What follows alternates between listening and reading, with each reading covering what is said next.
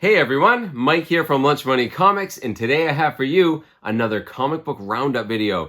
This is where I show a whole bunch of comic books I've gotten over the last month or so that I haven't had a chance to talk about on the channel yet. Now, some of these I did get in strange and unusual places like flea markets and antique shops. Other ones more traditional places like local comic book shops and even eBay. The one thing they all have in common, I think they're pretty cool. And I'm particularly excited to show off this stack of comics because there are more than a couple in here that I am very excited about. So before I show you what they are, if you want to support the channel, head on down, like, comment, and subscribe if you feel like it. And you can follow me on Instagram under Lunch Money Comics IG. If you already follow me on Instagram, you may very well have seen a couple of these books posted on my feed.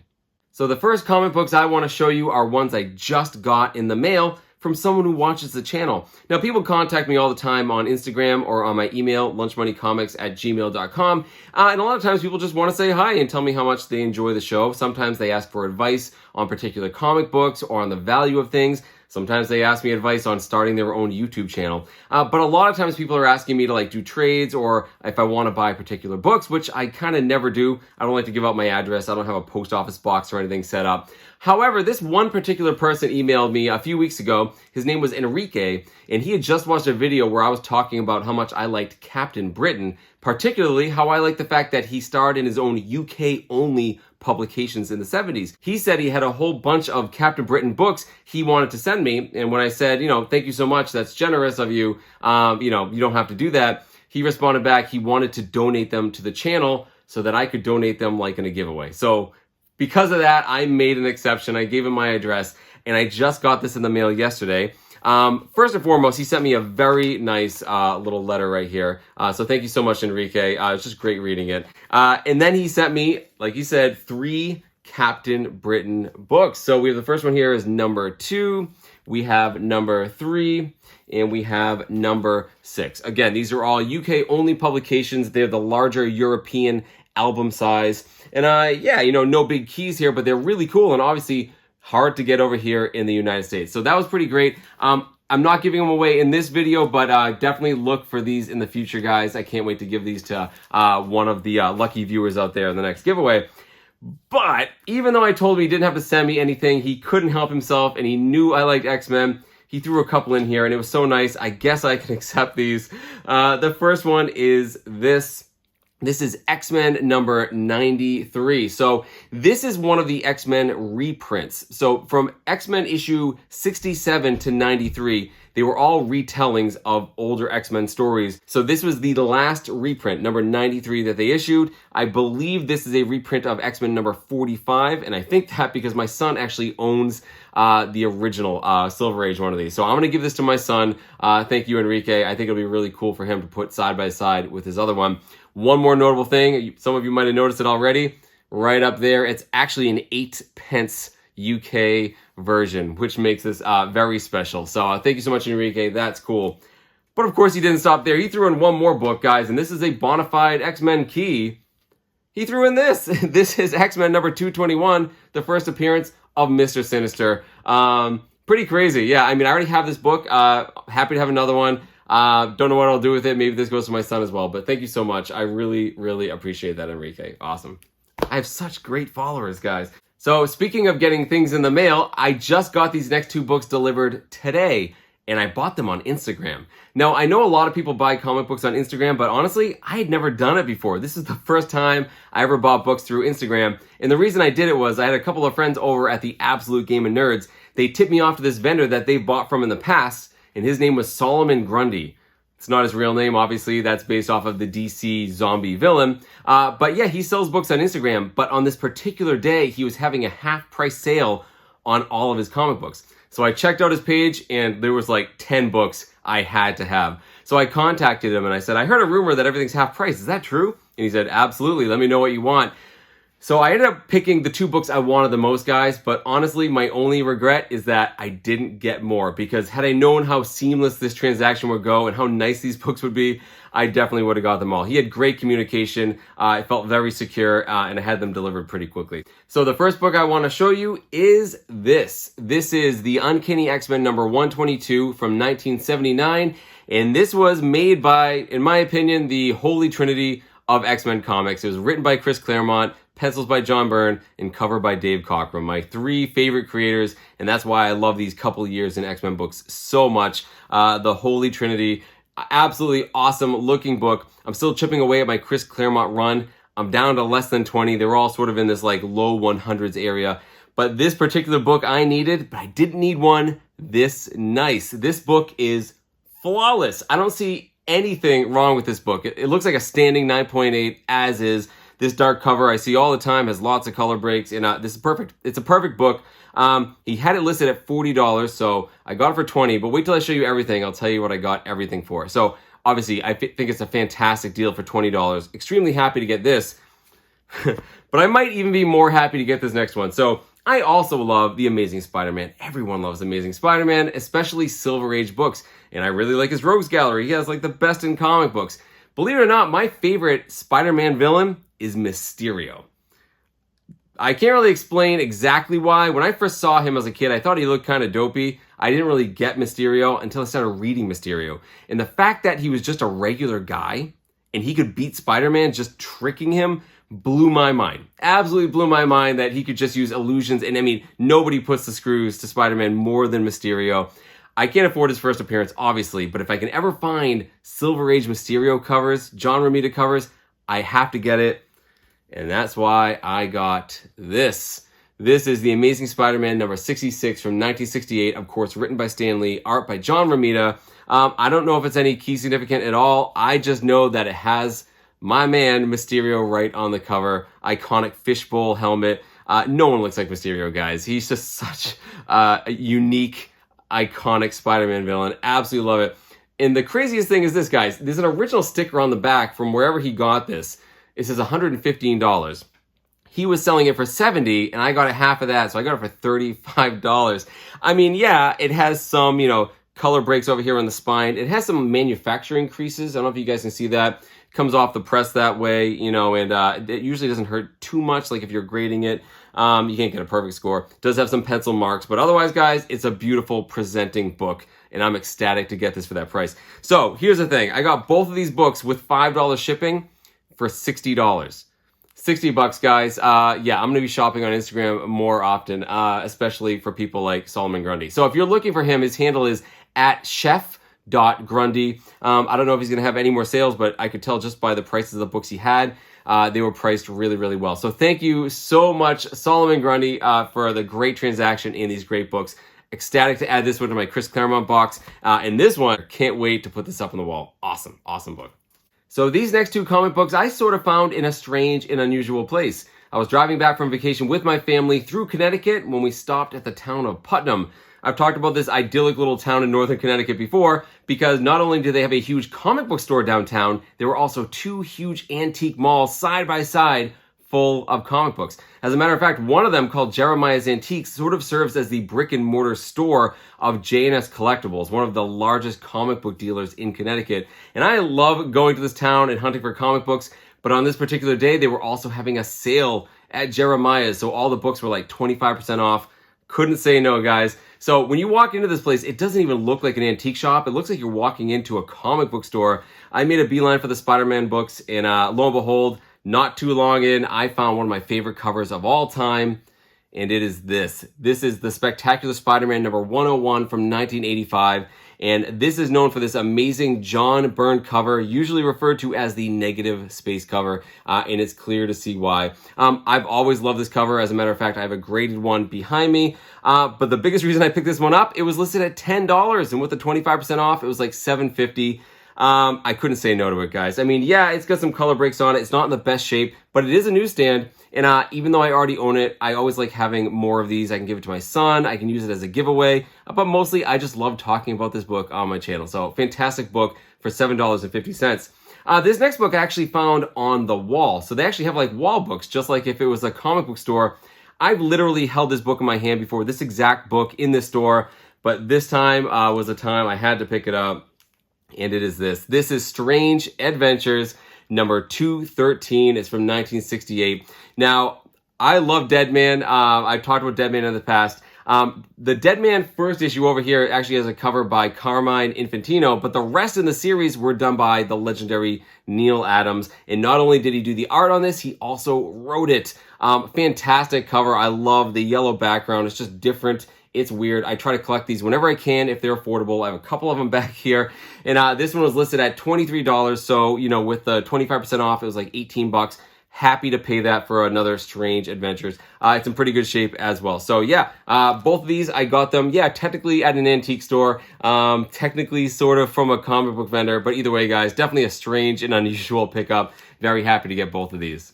So this next book almost certainly has the weirdest cover in this entire pile. And once again, I got it in Connecticut. This time at Most Excellent Comics and Gaming in Enfield, Connecticut. Now, I go to this store all the time, and I can't believe I've never done a video on it because it is like a nerd mecca. It is absolutely incredible. Of course, they have lots of comic books, but they have anything associated with pop culture you could possibly imagine. They have a huge section of Funko Pops. They have Star Wars stuff, superhero statues, and right when you think it's already the biggest store you've ever seen, the whole back of the store is used for gaming. They have Magic tournaments back there, Pokemon, Yu-Gi-Oh!, you name it, they play it. And that's actually why I was there that day. I was there with my kids. We were hunting for Magic cards for our decks.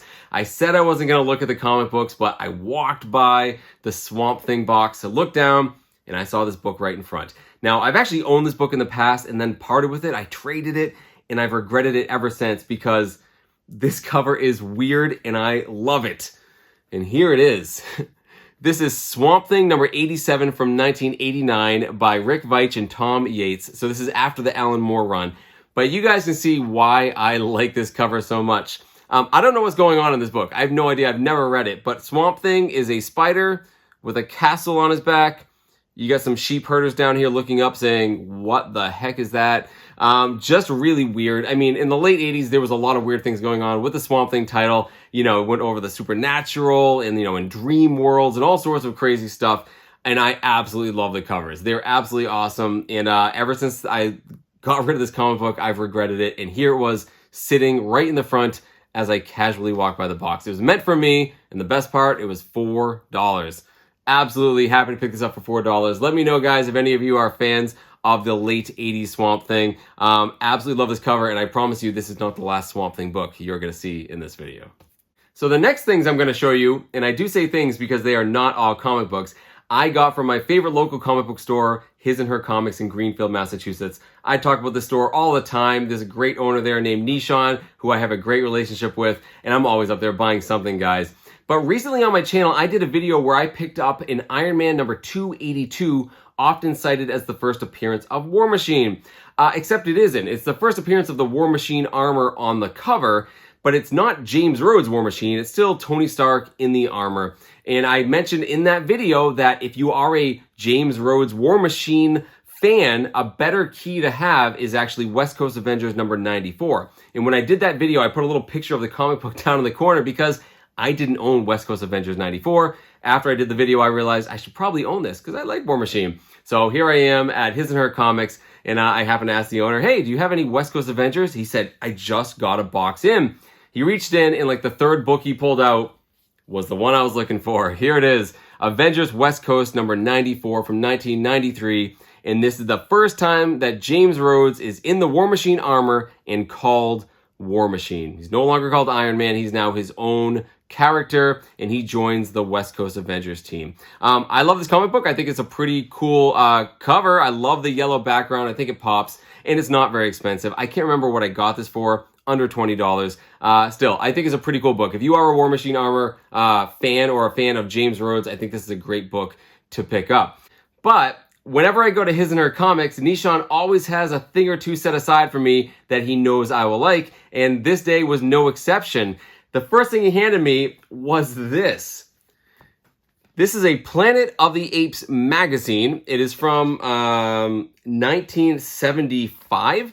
And why did he give this to me? I'll tell you right now, I'm not a huge Planet of the Apes fan, but I'll tell you what this is. There's a couple of comic book stories in here that are Planet of the Apes. And actually the first one is art by Mike Plug, a fantastic artist. So in its own right, that's pretty notable. Black and white art, very cool. Still, I didn't understand why he was giving this to me. But then he showed me the middle of the book.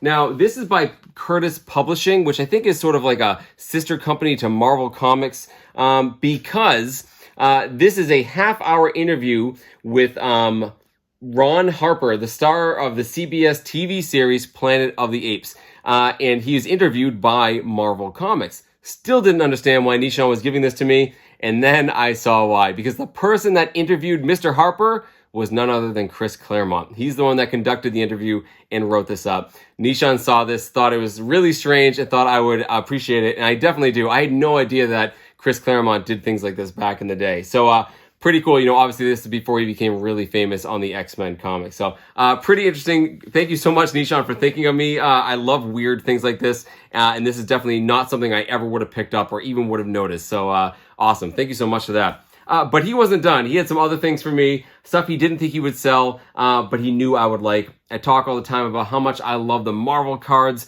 from the early 90s, and someone had recently brought in an entire set of Spider-Man Set 2 from 1992. I've never seen these cards before, honestly, guys. There's, you know, individual images from, you know, different villains and different comic book covers and matchups. Yeah, I've never seen it before, never owned them before, but he handed them to me, and I'm so happy to have them. I think they're really cool. Awesome.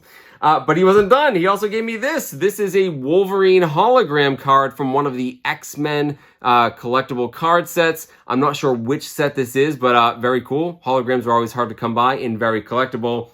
And he still wasn't done. Then he handed me this lovely 3-ring binder from what I can imagine is only the late 60s or early 70s. I was confused for a split second before he opened it up and showed me an entire set of the Marvel Trading Cards Series 4, which is an awesome set. How cool is that? It doesn't have the holograms, but it is a complete set. Now, I do already have this set. However, I'm happy to have another one because I'm probably going to use that for a giveaway as well. Really generous of you, Nishan. Thank you so much. He always takes care of me, guys. And he just gave me some really cool stuff to show off on the channel. So, yeah, if you are definitely in Western Massachusetts, check out that store. The store is awesome. The owner is awesome. And it can't come any more highly recommended from me. So this next book I actually got in a trade, and coincidentally enough, I traded Marvel trading cards for it. So I got this next book from my buddy Josh of Sasquatch Comics, and he's been watching my channel, and he hears me talking about these cards, and he's wanted to get into them. So he sent me a message and said, "Hey Mike, do you have any extra cards?" Boy, do I. I have boxes of duplicates from all these Marvel sets. As you can see, I get them in all the time. So I met him for coffee. I brought a box of cards, and I was able to put together most of a Series 3 set for him. So after our coffee, he said, well, what do you want for these? And I said, I know exactly what you can give me. So like I said, he's a comic book dealer, but he also sets up at some like local consignment shops. I was in one of the stores recently and saw a book I wanted. I said, I want this book. And we walked over to the consignment shop. He pulled it out of the booth and handed it to me right then. And it is this. This is Devil Dinosaur #1 from 1978. Art and story by Jack Kirby.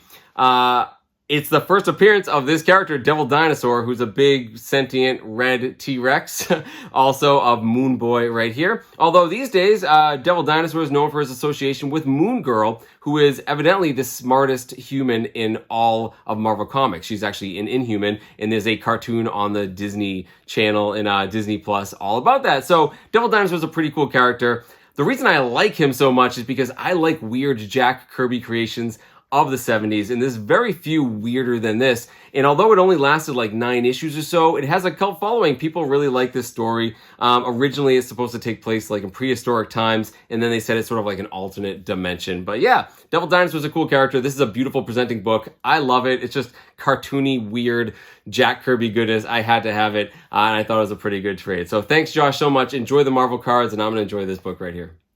So these next books I got on eBay. I certainly don't show everything I get on eBay on my channel unless it's notable, and I think these ones are fun to mention.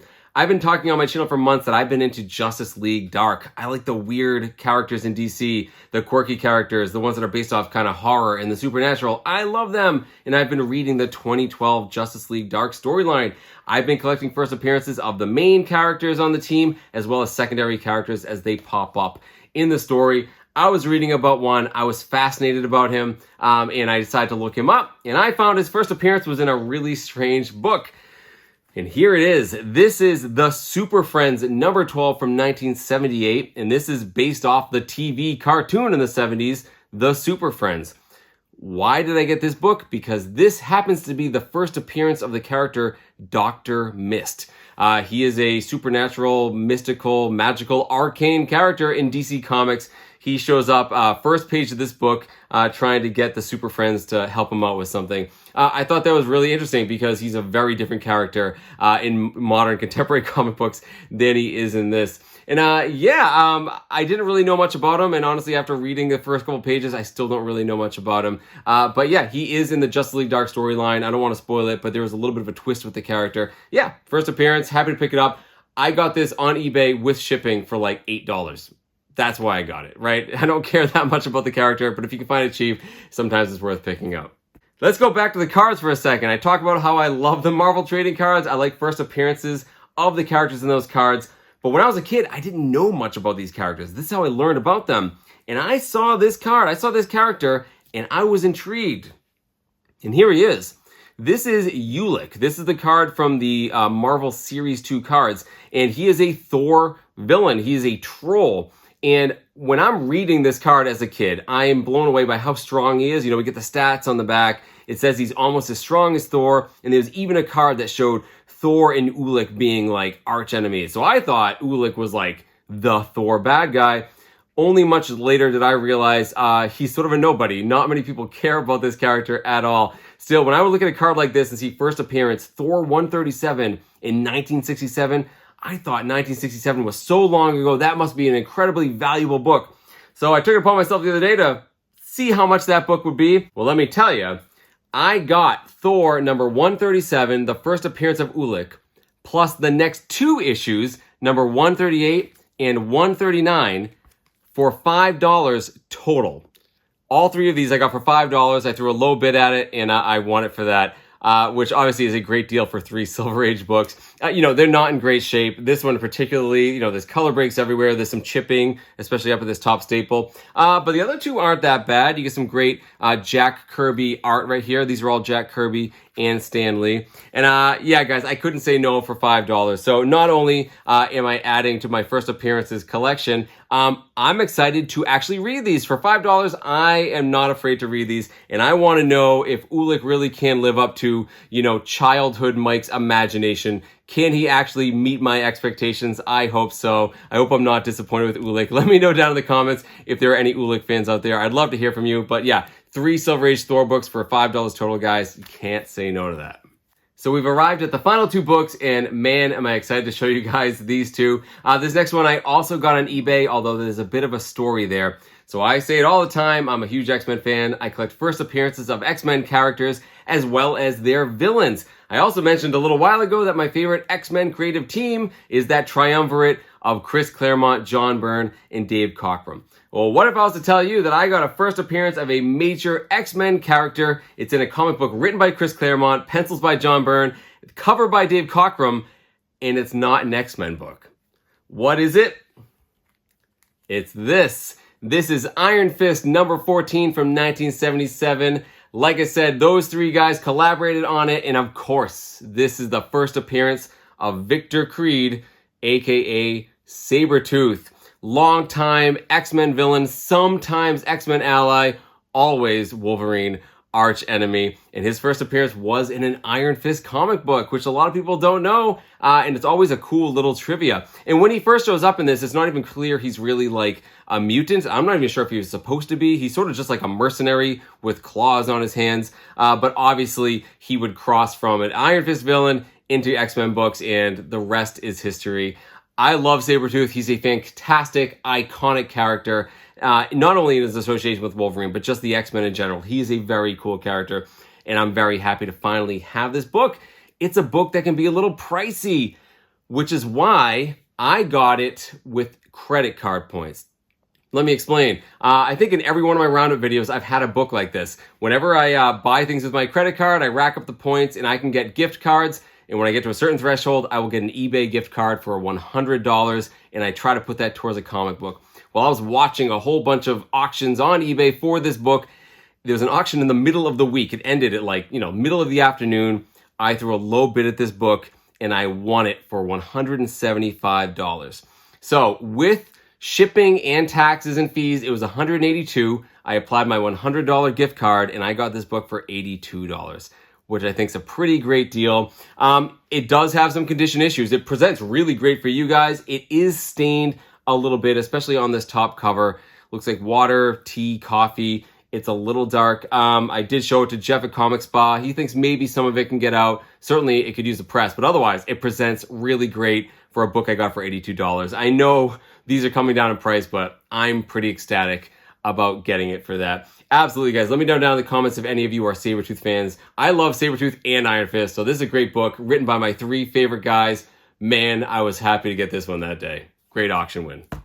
So we finally come to the last book, and it might just edge out that first Sabretooth as my favorite book in this pile. And I actually got it from a friend. I got it from my friend Jeff at Comic Spa, and he in turn got it from His and Her Comics in Greenfield. It had come in a new collection, although it was really beat up and in bad shape. Jeff looked at it, thought he could do his magic and clean it up. He bought it, brought it home, did his wizardry on it, and then when I was over his house, exchanging books, I saw this book. He saw the saucer eyes that I had, and he was willing to sell it to me. What book is it? It is this.